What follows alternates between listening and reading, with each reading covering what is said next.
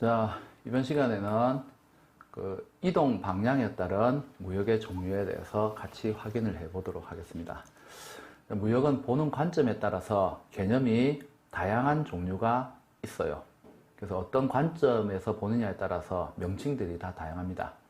그리고 이런 무역의 종류에 대해서도 간혹 각종 무역 관련 자격증 시험에서 다 묻기 때문에, 그리고 실제 실무에서도 실제 적용되고 있는 방식들이에요. 사실 우리 무역은 이론적인 측면보다는 실무적인 측면이 더 강하다고 볼 수 있습니다. 법적인 측면에 넘어가기 전까지 우리가 알아야 되는 상식적인 측면에서의 실무 내용들은 다 현장하고 관련 있다라고 여러분들이 보셔야 돼요. 그리고 어차피 여러분들이 앞으로 무역 현장 쪽으로 다 들어가실 거기 때문에 결국은 라이센스를 가지고 들어가시든 아니면은 실제 이제 업을 하기 위해서 들어가시든 이 무역하고 관련되어진 부분은 기본적인 개념들은 다 실무예요. 현장에서 다 쓰는 용어이기 때문에. 그래서 제가 첫 시간에도 말씀드렸지만 용어들이 나오면 반드시 영어로도 기억하라고 했습니다. 일본 상인하고 거래를 하든 중국 상인하고 거래를 하든 아랍 사람하고 거래를 하든 기본적인 용어는 전부 영어로 다 써요. 대화를 진행을 할 때 어떤 나라 언어를 쓰느냐, 그거는 그 상황에 따라서 차이가 있을 수 있습니다. 하지만 용어들은 전부 비즈니스, 우리 무역 영어에 사용하는 용어들은 전부 다 영어로 된 용어를 사용을 합니다. 프랑스 사람들, 그 자존심 강한 프랑스 사람들도 불어로 안 써요. 이 무역하고 관련되어진 용어는 전부 영어를 씁니다. 영어를. 그래서 여러분들이 일단은 무역 용어로, 영어 있죠. 무역 용어 요거 여러분들이 제대로 습득을 하셔야 돼요. 그게 가장 중요한 부분입니다. 지금 이 상황에서는, 이 시점에서는. 자, 우리가 이동 방향에 따라서는 크게 수출 무역, 수입 무역 이렇게 구별을 한다로 됐죠. 이거 모르는 사람 없죠. 우리나라에서 외국으로 물건이 나가게 되면 수출, 외국에서 우리나라로 물품이 들어오게 되면 수입. 그래서 수출, 수입 이런 용어는 상식적으로 잘 알고 있어요. 이동 방향에 따라서는 우리의 입장에서 봤을 때 수출이냐 수입이냐 또는 수출 무역, 수입 무역 다 같은 말이죠. 그래서 줄여서 우리가 흔히 수출, 줄여서 수입 이렇게 얘기를 합니다. 자, 이건 특별하게 구체적으로 설명할 필요는 없고, 자, 무역이 실제로 이제 당사자 간에만 이루어지면 크게 문제가 없을 겁니다. 근데 나는 특정한 물품을 구매를 하고 싶은데 누가 판매하는지 모르겠어요. 그리고 내가 외국에서 어떤 물건을 수입을 하고 싶은데 판매하는 상인이 어느 나라의 어느 기업인지 모르겠어요. 자, 이랬을 때 굉장히 답답하겠죠. 그래서 두 사람 사이를 매칭을 시켜주는 상인이 등장을 할 수 있습니다. 제3의 인물, 제3의 기업이 등장을 할 수 있어요. 이렇게 이제 셀러하고 바이어, 구매자하고 판매자 사이에 두 사람 사이의 욕구를 상호 링크, 연결시켜주는 상인이 등장을 할 수 있습니다. 어쨌든 셀러, 바이어가 아니죠. 그래서 이 사람들을 전부 제3자라 불러요. 이런 제3자가 개입되는 무역의 형태가 있을 수 있는데, 크게 이제 중개무역, 중개무역 두 개가 있어요. 또 이렇게 얘기하면 발음이 같은데? 이렇게 얘기할 수 있어요. 그렇다고 제가 이때까지 설명을 하면서 중개무역, 중개무역 이렇게 설명할 수는 없잖아요. 그래서 앞으로 저하고 여러분들하고 약속을 하나 하겠습니다. 제가 중개무역이라 할 때는 중멍멍이 무역이라고 부를게요. 그다음에 중개무역이라 할 때는 중닭무역 이렇게 얘기할 거예요. 그러면 이제 우리가 흔히 얘기하는 일반적인 중개무역하고 중개무역하고 구별할 수 있죠. 그래서 중닭무역, 중멍멍이 무역 이렇게 이제 이야기를 하도록 하겠습니다. 자, 중닭무역은 뭐냐? 한 사람은 물건을 판매하고 싶어 하고 한 사람은 물건을 사고 싶어 해요. 자, 근데 이 두 사람 사이에서 요 상인은 요 상인의 존재도 알고 있고 요 상인의 존재도 알고 있어요. 그래서 어떻게 하느냐? 요 상인에게 자기가 수입자로서 계약을 체결을 합니다. 즉 수출자, 수입자로서 계약을 체결해요. 그리고는 물품을 수입을 해요. 그리고는 어떻게 하느냐? 자신이 요 상인에 대해서는 수출자로서 요 사람이 수입자로서 또 다른 계약을 체결을 해요. 그렇게 해서 물건을 수출을 하는 거예요. 쉽게 얘기하면 500원에 사와서 1,500원에 판매하는 계약을 체결을 하는 겁니다. 그래서 요 사람은 요 A라는 상인하고는 수입자로서 계약을 체결하고 요 B라는 상인하에 대해서는 자신이 수출자로서 계약을 체결하는 거예요. 그래서 일반적으로 중딱 무역 같은 경우에는 이 사람은 실질적으로 한쪽에 대해서는 바이어로서, 한쪽에 대해서는 셀러로서, 즉 무역 거래의 직접적인 당사자로서 이쪽하고도 계약을 체결하고 이쪽 상인하고도 계약을 체결하는 사람이에요. 요 상인을 우리가 중개상이라고 얘기를 합니다. 근데 요거 말고 뭐가 있냐면 중멍멍이 무역, 우리가 중개무역이라는 형태가 있습니다. 중개무역은 크게 이제 거래 마진 베이스하고 수수료 조건하고 두 개가 있는데, 우리가 일반적인 경우에 흔히 얘기하는 중멍멍이 무역은 수수료 조건이에요. 요 글자 어디서 많이 보셨어요, 여러분들? 가족 중에도 있을 수 있고 아는 지인 중에도 있을 수 있는데, 공인중개사라는 전문 자격사가 있습니다. 그죠? 자, 공인중개사의 경우에 본인이 아파트를 100채, 1000채 갖고 있어요. 집을 10,000채씩 갖고 있습니까? 그렇게 해서 다른 사람에게 임대를 하든지 판매를 하는 사람이에요? 아니죠. 집을 가지고 있는 사람하고 집을 구하려는 사람, 두 사람 사이를 연결해주고 중간에서 어떻게 합니까? 수수료를 획득하는 것을 목적으로 하는 우리가 전문 자격사가 바로 공인중개사죠. 부동산 공인중개사예요. 마찬가지입니다. 무역의 경우에도 양 당사자를 연결시켜줘요. 연결시켜주고, 즉 거래 알선을 해주는 거예요. 그리고는 양쪽으로부터 수수료를 받습니다. 이 사람은 이 상인하고 직접적인 무역 계약자로서 계약을 체결하지 않아요. 이 사람하고도 무역 계약자로서 계약을 체결하지 않아요. 실제로 물품은 여기에서 여기로 바로 이동하게 합니다. 그리고 이 사람은 거래를 연결시켜 준 거에 대해서 양쪽으로 커미션, 수수료를 받는 형태의 무역업자예요. 가장 일반적인 중멍멍이 무역에 해당되는 무역업자입니다. 이 경우를 우리가 수수료 베이스 조건, 제일 일반적인 거예요. 근데 이 수수료 베이스 조건이 아닌 거래 마진 조건이 있습니다. 거래 마진 조건은 어떻게 되느냐? 자, 양쪽으로 계약을 알선해요. 요 전제 조건이 중요해요. 그래서 형식적으로는 계약을 체결을 합니다. 왜냐하면 일반적인 우리 수수료 조건의 무역에 있어서는 요 상인이 요 상인에게 직접적으로 대금 지급을 해요. 물품을 직접적으로 전달하고, 그래서 자기 통장으로 쉽게 얘기하면은 거래 대금이 들어오지 않아요. 그리고 양쪽으로 그냥 수수료 받는 방식이에요. 근데 거래 마진이 되려면은 실제로 요 상인하고 거래 알선을 하면서 어쨌든 중닭 무역하고는 다른 개념인데 어쨌든 계약이라는 걸 형식적으로는 체결을 합니다. 이 형식적으로 체결하는 아까하고는 다르게, 아까의 경우에는 내가 10,000원에 사와서 100,000원에 팔고 자기 자신이 직접 거래 당사자로서, 한쪽은 직접적인 수출자, 직접적인 수입자로서 그렇게 해서 내가 요 사람이 구하지 못하는 것을 내가 사와서 판매하는 개념, 요런 개념인데, 요거는 처음부터 요 사람 연결시켜 준 거 둘 다 알아요. 일반적인 경우에 과거부터 전통적인 이 중당 무역의 경우에는 요 상인이 요 상인을 모르게 하는 경우가 많아요. 왜냐하면 이 상인에게 100원 주고 사와서 1,000원에 팔 거예요. 근데 이 사람의 존재를 알게 되면 이 사람은 나랑 거래 안 합니다. 누구랑 거래합니까? 직접적으로 거래할 가능성이 높아요. 이거 불법 아니에요. 불법 아니에요. 불법으로 생각하면 안 됩니다. 이걸 이용해서 불법적인 돈 세탁을 한다든지 이 회사가 페이퍼 컴퍼니라든지 이런 식으로 된 문제가 생길 수 있는데 그런 건 전혀 아니에요.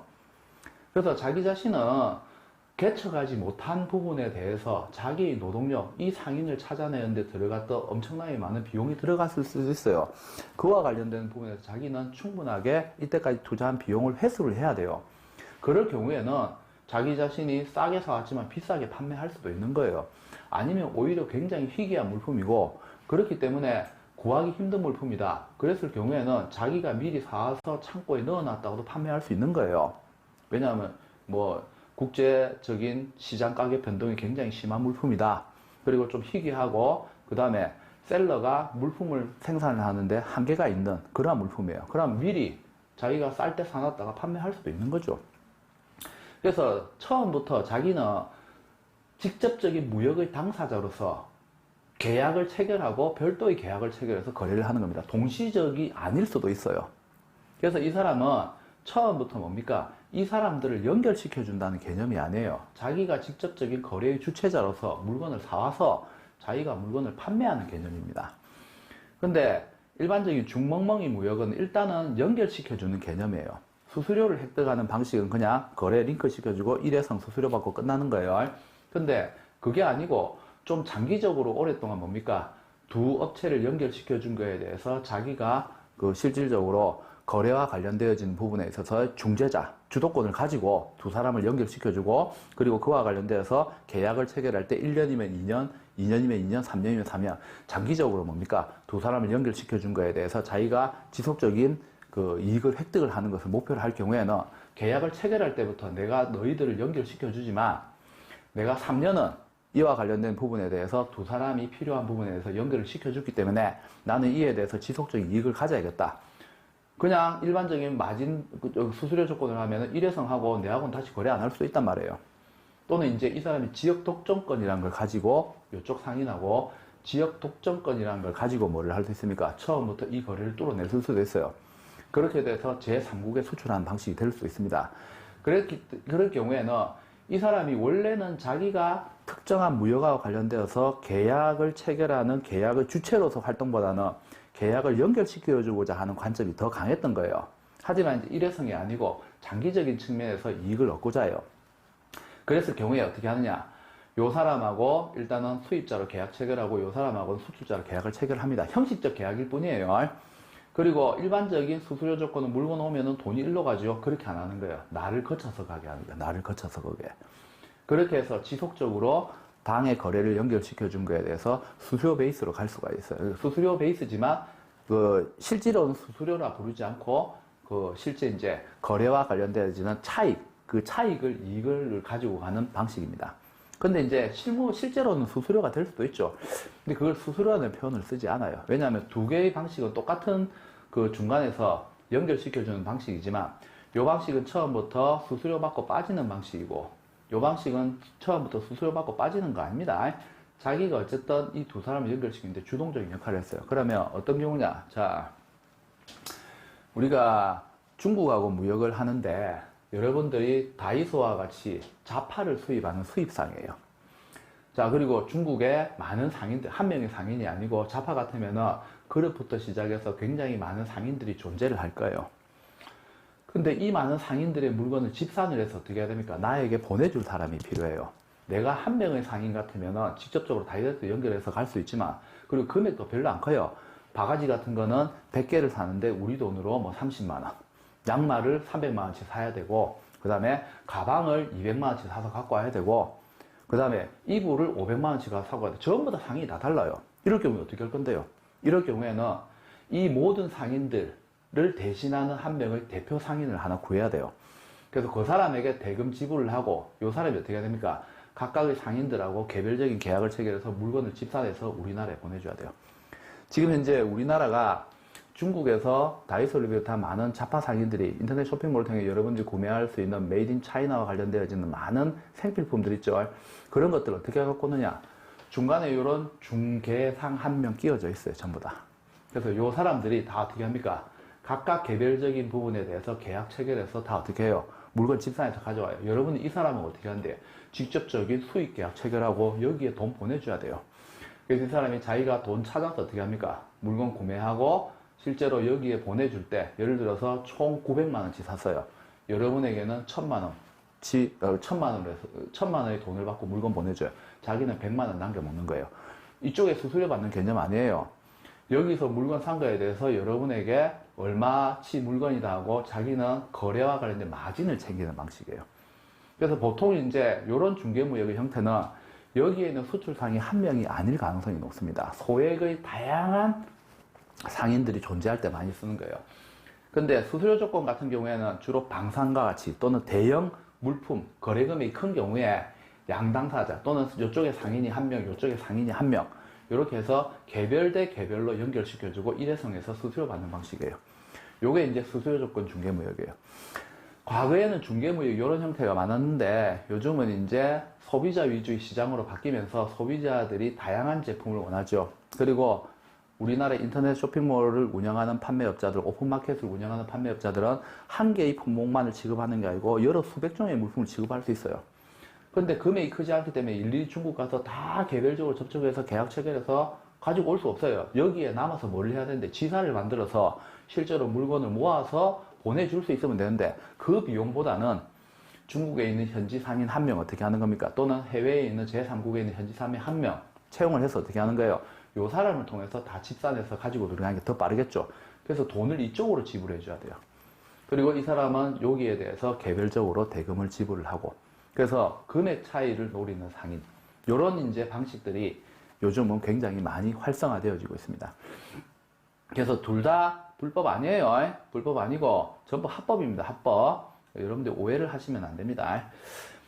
그래서 일반적으로 이제 우리가 중멍멍이 무역하고 중당 무역의 차이점에 대해서 일반적으로 우리가 이렇게 이제 내용을 구별할 수 있는데, 요거는 여러분들이 간단하게 개념만 파악하시면 되고, 보통 일반적인 요 방식은 수수료 조건이 많이 있다. 수수료 조건. 요거는 실제로 다른 사람부터 물건 사와가지고 물건을 판매하는 개념이다. 이렇게 보시면 되고, 요 중멍멍이 무역도 뭐가 있다고요? 수수료 조건 말고 거래 마진 베이스도 있다라는 거. 이렇게 여러분들이 내용을 정리하시면 될 것 같습니다. 자, 그 다음에 통가 무역하고 스위치 무역인데, 뭐 이거는 읽어보시면 되는데 크게 어려운 건 아니에요. 오늘날 통가 무역 같은 경우에는 지금 많이 활성화되어져 있지는 않습니다. 근데 EU가 통합되기 전에는 통가 무역이 많이 있었어요. 유럽 내부에도. 그 오스트리아와 같은 국가는 유럽 내륙 한가운데 딱 이렇게 끼어져 있죠. 그러면 이 주변에 있는 국가들끼리 거래를 하려면 에어 항공으로 물품을 운송하는 건 비용이 너무 높고, 그렇게 되면 이 오스트리아를 어떻게 해야 됩니까? 경유를 해야 돼요. 철도를 이용하거나 도로를 이용할 때. 그럼 오스트리아 같은 경우에는 두 나라 사이의 그 무역을 위한 관문의 역할, 통로의 역할을 수행을 하죠. 그래서 자기들 철도를 이용하게 될 거고, 자기들 화차장을 이용하게 될 거고, 그렇게 하면서 물품이 지나가는 거에 대해서 통가 수수료를 받을 수가 있습니다. 이럴 경우에 사용되어지는 방식이 통가무역이에요. 그래서 거의 통가무역 같은 경우에는 지리적 특성으로 인해서 신이 주신 선물이라고 보시면 되죠. 그런 지리적 특성으로 인해서 어쩔 수 없이 우리나라를 경유하지 않으면은 주변 국가들이 무역을 하기 어려운 환경, 그런 경우에, 그래서 대륙 한가운데 위치한 국가들이 사실은 통가무역이 발달되기 제일 좋습니다. 그리고 우리나라도 지금 그 삼면이 바다로 둘러싸여 있고, 지정학적으로, 지리적으로 굉장히 그 요충지에 우리나라 자체가, 국토가 형성되어져 있죠. 그래서 사실 북한 쪽이 조금만 그 개방을 하게 되고 한다면은 우리가 세계적인 환적항으로서 굉장히 큰 효과가 발휘될 수 있는 지리적 특성을 가지고 있습니다. 그런 날이 온다면 우리나라도 통가무역을 하겠죠. 하지만 지금은 가능성이 좀 희박한 상태가 아닌가, 그런 생각이 듭니다. 스위치 무역의 경우에는 물품은 A국하고 B국 사이에서 거래되지만 대금 결제가 제3국을 통해서 이루어질 때 우리가 이것을 스위치 무역이라고 합니다. 스위치 무역이라고 한다. 자, 여기까지 하면은 우리가 무역하고 관련되어서 우리가 이동 방향에 따라서 제3자의 개입 여부에 따른 무역의 종류에 대해서 확인을 했습니다.